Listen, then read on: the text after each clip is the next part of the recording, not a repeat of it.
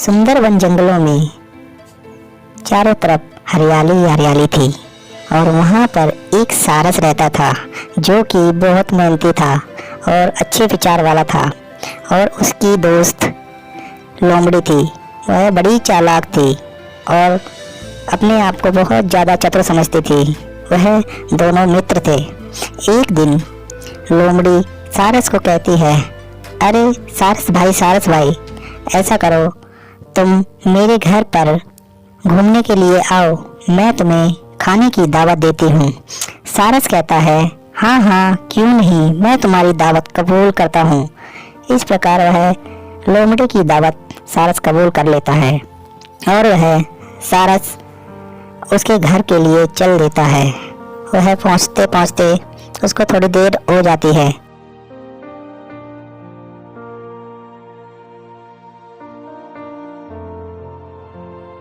और जब वह उसके घर पहुंचता है तो लोमड़ी कहती है, बड़ी देर कर दी, क्या बात है?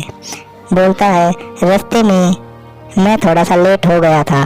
तो इस प्रकार वह, ठीक है कोई बात नहीं, मैंने तुम्हारे लिए खीर बनाई है, आकर खा लो। वह कहने लगता है, ठीक है। तो लोमड़ी चालाक थी, इसीलिए वह क्या करती है, एक प्लेट में सारस को खीर रख देती है और एक प्लेट में अपने लिए खीर रख लेती है और कहती है, अरे सारस भाई खाओ ना, क्या हुआ? और सारस प्लेट को देखते ही सोचने लगता है, अगर इसमें किसी ऐसे बर्तन में दी होती जिससे मैं आराम से खा सकता था। वह मेरी तो चोंच लंबी है, मैं इसमें से कैसे खाऊंगा? मैं सोच ही रहा था। लोमड़ी बोले, क्या हुआ, खाओ सारस भाई। अब क्या ना क्या करता, बस थोड़ा थोड़ा एक एक निवाला खाने लगा और लोमड़ी क्या करती है, जल्दी जल्दी खा कर प्लेट को चाट लेती है। बोलती है, सारस भाई क्या हुआ, तुमने नहीं खाया? कोई बात नहीं, अगर तुम नहीं खा रहे हो कोई बात नहीं, तुम्हारा तो पेट भर गया होगा। सारस को कुछ नहीं बोलता है, वह उसके मुंह की तरफ देखता रहता है। उसकी प्लेट भी साफ कर देती है और बोले, हाँ अब पेट भर गया है, तुम्हारा भी पेट भर गया होगा सारस भाई। अब वह उसको कुछ नहीं बोलता है तो वह वहाँ से चला जाता है। जाने के बाद कुछ दिन बीत जाते हैं। उसके बाद सारस के पास लोमड़ी आती है घूमने के लिए।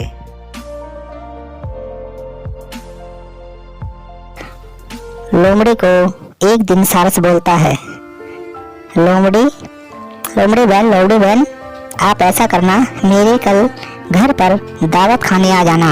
अब लोमड़ी क्या था, वो तो बहुत खुशी, उसने बोला, आहा ये तो मुझे दावत दे रहे हैं सारस भाई, तो मज़ा आ जाएगा। पूछती है, आप क्या बनाओगे सारस भाई? बोलती है, मैं कल तुम्हारे लिए खीर बनाऊंगा। अब क्या था, लोमड़ी को खीर बहुत पसंद थी। वह इस प्रकार लोमड़ी सारस की दावत कबूल कर लेती है और कहती है, ठीक है मैं ऐसा करूँगी, कल मैं सुबह आ जाऊँगी। अब क्या था, दूसरा दिन हुआ तो लोमड़ी सुबह ही उसके घर पर पहुँच गई। तो सारस को तो ये ध्यान था लोमड़ी ने जो मेरे साथ किया था, तो सारस ने भी वैसा ही किया। फिर क्या था, सारस ने 2 सुराहीदार लंबी गर्दन वाली उसके लिए रख दी। एक सुराही में अपने लिए खीर भर ली और एक सुराही में लोमड़ी के लिए भर दी। फिर क्या होता है, बस उसकी चोंच लंबी थी, वह खा लेता है और लोमड़ी को बोलता है, लोमड़ी बहन तुम भी खाओ ना।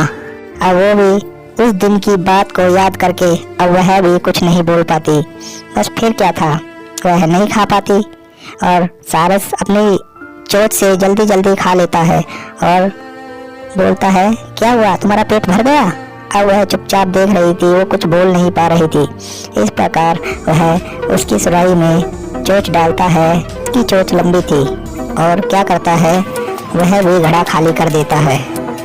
जब वह घड़ा खाली हो जाता है तो लोमड़ी बोलती है, अच्छा भाई मुझे माफ़ कर दो, उस दिन के जो व्यवहार से मैंने आपके साथ बहुत ही गलत किया था, इसलिए मुझे माफ़ कर दो सारस भाई।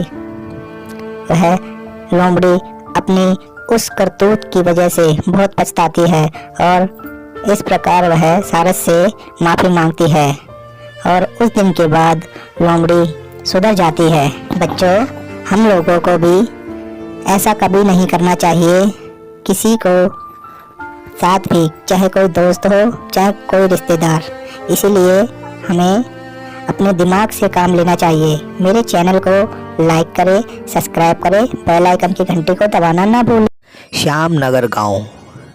उस गांव में एक राधा नाम की औरत रहती थी। वह उसका स्वभाव बहुत अच्छा था।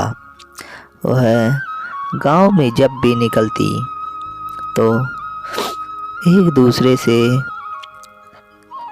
मिलती जुलती जाती और आगे चल के राधा जब वह आती है, अरे काकी कहाँ जा रही हो? बेटा मैं खेत में जा रही हूँ। ठीक है काकी, मेरे घर पर भी आओ ना। नहीं बेटा, मैं काम करके आऊँगी, कुछ मुझे बहुत ज़्यादा काम है। ठीक है काकी। और वहाँ से चल देती है। राधा जब वह खेत में पहुँचती है तो अचानक रात हो जाती है। जब रात हो जाती है तो डर जाती है। जब डर जाती है तो उसको बहुत ज़्यादा घबराहट होने लगती है। अब वह सोच रही थी कि अब मैं क्या करूँगी। फिर वह आगे चल देती है। जब वह आगे चलती है तो उसको लगता है कि उसके पीछे कोई चल रहा है और इस प्रकार वह आगे चलती रहती है। जब वह थोड़ी दूर चलती है तो उसके आगे एक चुड़ैल आ जाती है। वह खून से सनी हुई थी और राधा बेहोश हो जाती है। वह अचानक उसका पति उसको ढूंढते ढूंढते उधर आ रहा था और देखता है कि राधा तो यहाँ पर बेहोश पड़ी है। राधा को उठाता है और वहाँ से चला जाता है और घर जाकर राधा अपने पति को कहती है, मैं आज के बाद खेत में नहीं जाऊँगी। बोलता है, क्यों, क्या बात हो गई? वहाँ पर तो एक चुड़ैल रहती है। फिर क्या था, उसके पति ने पूरे गांव वालों को ये बात बता दी। जब पूरे गांव वालों को ये बात बताई तो फिर क्या था, उसके बाद उसने गांव में लगभग 12 बजे वो सब वहाँ पे गए तो उसने क्या देखता है कि वास्तव में यहाँ पर चुड़ैल रहती है, क्योंकि वहाँ पर एक व्यक्ति का मांस खा रही थी और अब उसको मारने का प्लान बनाते हैं। अब वह सोचने लगती है किस प्रकार इसको मारा जाए। अब वो जाल बिछाते हैं तो एक बाबा के पास जाते हैं और पूछते हैं, बाबा उस चुड़ैल को हम कैसे मारें? बाबा बोलता है, बेटा उस चुड़ैल को आपको गंगा जल से मारना पड़ेगा। वह ये प्लान उनको अच्छा लगा, पर बाबा कैसे मारेंगे? तुम जब भी वहाँ पर जाओगे तो अपने साथ गंगा जल की बोतल लेके जाना। ठीक है बाबा, ऐसा ही करेंगे। इस प्रकार वह जब रात में 12 बजे जाते हैं तो गंगा जल की बोतल लेकर साथ में जाते हैं और इस प्रकार वह चुपचाप दूसरे दिन भी वो लाश को खा रही थी। इस प्रकार वो क्या करते हैं, उसके ऊपर गंगा जल छिड़क देते हैं और वो वहीं पर जलकर बेहोश मर जाती है। इस प्रकार वह गांव को छुटकारा मिल जाता है। एक अमीर आदमी का बिजनेस में लॉस हो जाता है, जिसके कारण वह उसको ब्याज पर पैसा लेना पड़ता था। उस व्यक्ति को किसी दूसरे व्यक्ति से ब्याज पर पैसा लेना पड़ता है। ब्याज लेने के कुछ समय बाद वह जिससे ब्याज लिया था वो एक बूढ़ा व्यक्ति था।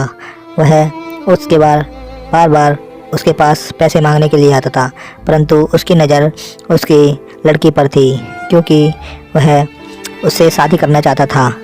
वो बूढ़ा व्यक्ति उस व्यक्ति के पास फिर पैसा मांगने के लिए आता है और वह उसे मना कर देता है, जिसके कारण वो बूढ़ा व्यक्ति उस व्यक्ति से बोलता है तुम अपनी लड़की की शादी करवा दो, और वो मना कर देता है, जिसके कारण वह बूढ़ा व्यक्ति उस जो गरीब हुआ व्यक्ति था उसको बोलता है कि तुम मुझे जल्दी से पैसा दे दो, नहीं तो तुम्हें अपनी लड़की की शादी मुझसे करनी पड़ेगी।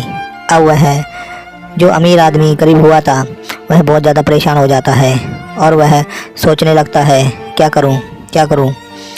अब वह अपनी लड़की को ये सब बता देता है। वह लड़की भी परेशान हो जाती है। ऐसा करता हूँ, तुम्हें एक ऑप्शन देता हूँ जिससे तुम्हारा ब्याज भी उतर जाएगा और तुम्हें कुछ राहत भी मिलेगी। वो बोलता है क्या? वो व्यक्ति जिसका बिजनेस में लॉस हुआ था उस व्यक्ति को बोलता है क्या? वह बोलता है एक ऑप्शन देता हूँ, एक काला पत्थर और एक सफ़ेद पत्थर एक पोटली में डाल के रखूँगा। तुम्हारी लड़की को चुनना होगा, इसमें से अगर काला पत्थर निकलता है तो वह शादी करनी पड़ेगी, परंतु तुम्हारा कर्ज माफ़ हो जाएगा। अगर सफ़ेद पत्थर निकलता है तो तुम्हारी लड़की को शादी भी नहीं करनी पड़ेगी और सारा कर्ज भी माफ़ हो जाएगा। अब बताओ तुम कौन सी चुनौती स्वीकार करोगे? बताओ, पैसा दोगे या लड़की की शादी करोगे? वो बोलता है ठीक है, मैं ऐसा ही करता हूँ।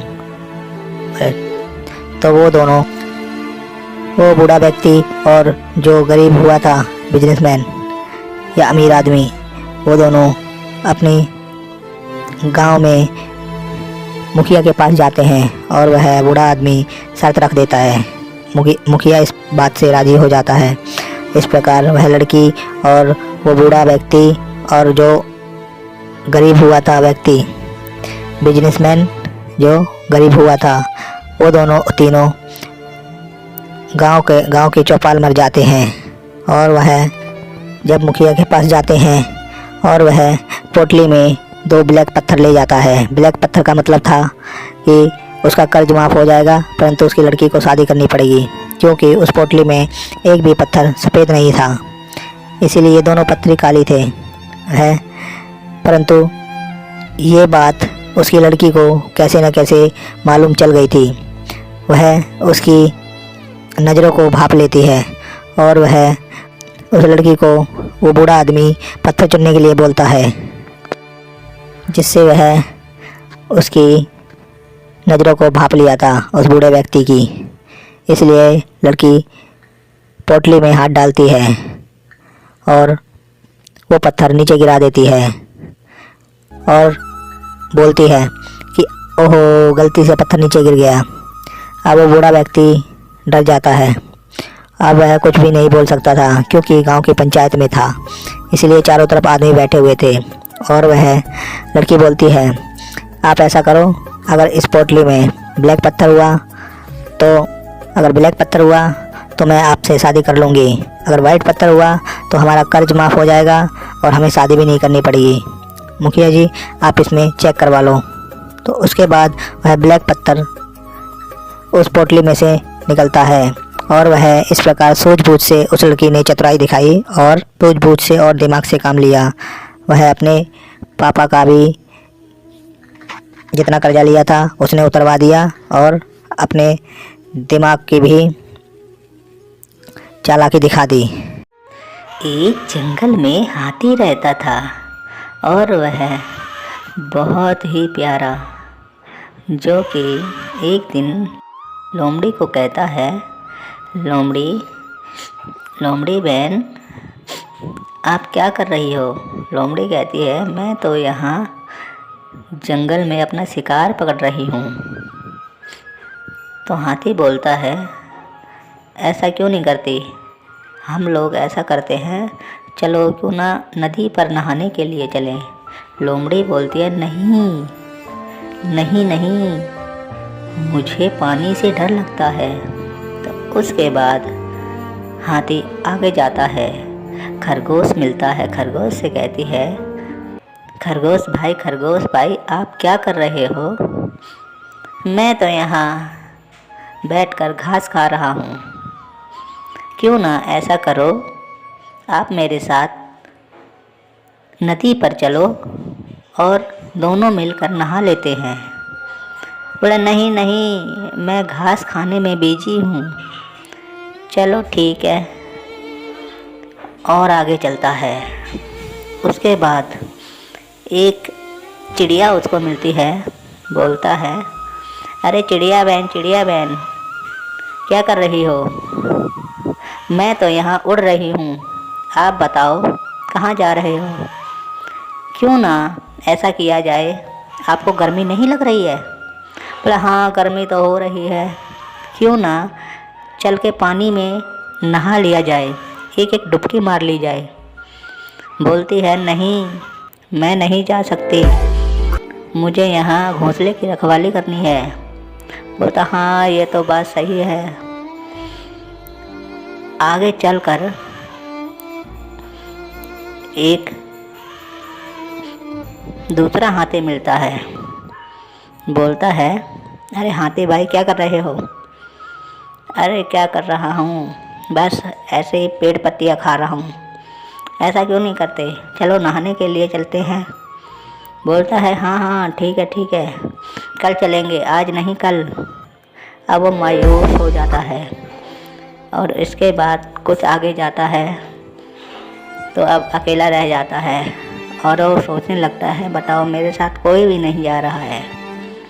तो आगे चल के एक कछुआ मिलता है। अरे हाथी भाई क्या बात है, आप क्यों परेशान हो। अरे क्या करूँ, कोई मेरे साथ नदी में नहाने के लिए नहीं चल रहा है। कोई बात नहीं, तुम और आगे जाओ, वहाँ पर सारस मिलेगा, सारस से बोलना कि अरे सारस भाई नदी पर नहाने चलो। बोला, ठीक है ऐसा ही करूँगा। तो इस प्रकार वह आगे जाता है। आगे जाने के बाद कहता है, अरे सारस भाई क्या कर रहे हो। अरे यार गर्मी बहुत हो रही है, मैं सोच रहा था कि जाकर नदी में नहा लूँ। हाँ चलो क्यों ना चलो। तो इस प्रकार वह दोनों लोग नदी पर जाते हैं। नदी में जाने के बाद वह दोनों लोग नहाने लगते हैं और वहाँ पर एक मगरमच्छ रहता था। वह बड़ा खतरनाक था और उसने क्या करा, उसने देखा मेरा शिकार आ गया है। बस फिर क्या था, उसने जब देखा बहुत बड़ा शिकार है और वह हाथी की टांग पकड़ ली। अब हाथी चिल्लाने लगा, चिल्लाने लगा। बस फिर क्या था, जोर लगाता है वह खींच नहीं पाता है और इस प्रकार वह भगवान की प्रार्थना करने लगता है, ए भगवान मुझे बचाओ। बस वहीं पर विष्णु भगवान आते हैं तो मगरमच्छ को मार देते हैं और वह उसकी टांग छोड़ देता है। इस प्रकार वह उसकी जान बच जाती है और बाहर निकलते हैं और मगरमच्छ मर जाता है।